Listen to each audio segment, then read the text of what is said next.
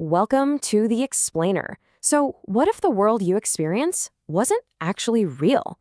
Today, we're going to step into that very question, exploring the vivid, complex, and deeply personal world portrayed in the book Sound of Mind.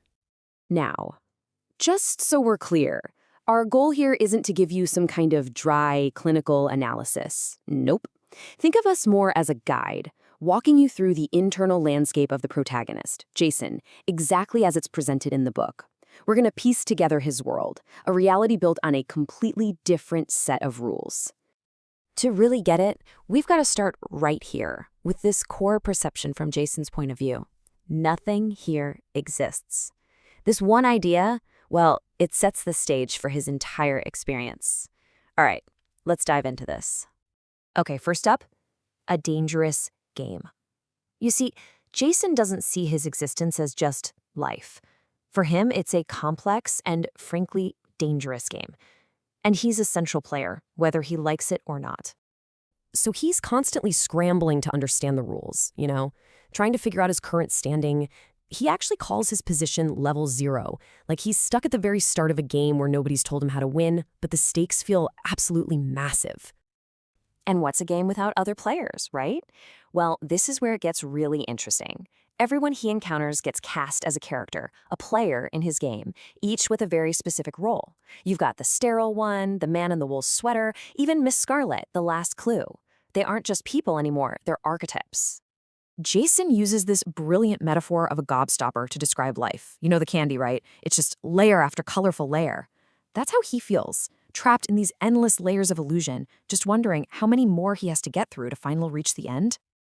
And this slide, wow, it really just lays out the stark difference between Jason's internal experience and what's likely happening on the outside. So when an orderly is undoing a strap, Jason sees a man preparing to sever his arm. An offer of food? Nope, that's a hungry zombie scene. And a day room with a round table? That's King Arthur's round table. He's in Camelot. Everything is interpreted through the lens of this game. All right, let's move on to our next section, Prisoner of Flesh. You see, this whole thing builds because for Jason, his own body, it isn't a home. It's a prison, a trap he is absolutely desperate to escape. I mean, this quote just says it all, doesn't it? This captures his ultimate desire for release from what he calls his vile bag of skin, or even his tomb. In his mind, his physical body is just trapping his true self. So where does his identity go in all this? Well, it starts to shift and dissolve. At first, he's just it, the label given to the player of the game. He's not even a person anymore, just a game piece. And then it gets even more personal. He starts to see his own name, Jason, as a kind of magic spell that other people use to trap his spirit in his body. Think about that. Your own name used as a weapon against you. So what does he do? He tries to reclaim his identity by just completely rejecting that spell.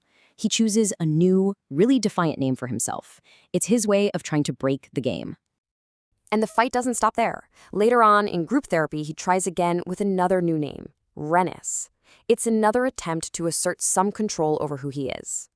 So the crucial point is even his own reflection is an enemy. It's a trap that just reinforces his imprisonment in his physical form. He sees it as a lie, as organic damage. It's something to be avoided at all costs. So, if this is your reality, what's your primary motivation? Escape, right? For Jason, the ultimate goal is to go home. And he has a name for this concept, Earth Day. And, well, the methods are pretty extreme.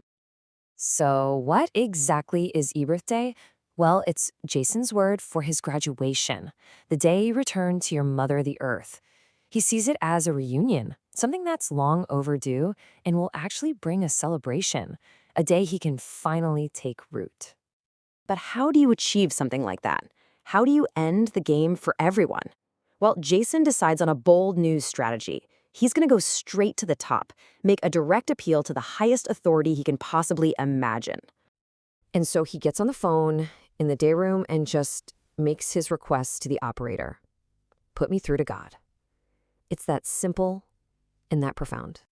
And what happens next is just wild. He hears an automated voice asking for 25 cents.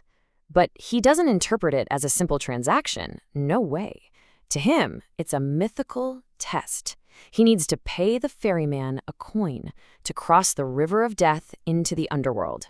And his call culminates in this: a desperate final plea. It's an attempt to force an end to the game, to have himself completely destroyed. Just nuke me! Okay, finally, let's look at the intricate and, believe it or not, consistent logic of the world Jason inhabits. It's not just random chaos, it's a whole world built on a series of really powerful metaphors. The Tree of Life is a perfect example. It's a recurring and absolutely central metaphor for him. It starts with, I am a tree, his spirit trapped in flesh. Then it becomes about his family tree. Then it's a cautionary tale involving George Washington, and his ultimate goal? To transplant his roots and grow in the light of truth. It's all connected. And this slide just brilliantly illustrates how everything gets reinterpreted to fit his world. The hospital isn't a hospital, it's Camelot. The staff and patients, knights and players. The sun is an egg he has to puncture. Omelets represent existentialism.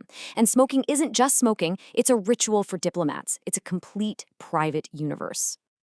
So we're going to end with Jason's own question, which is just a profound reflection on the nature of perception.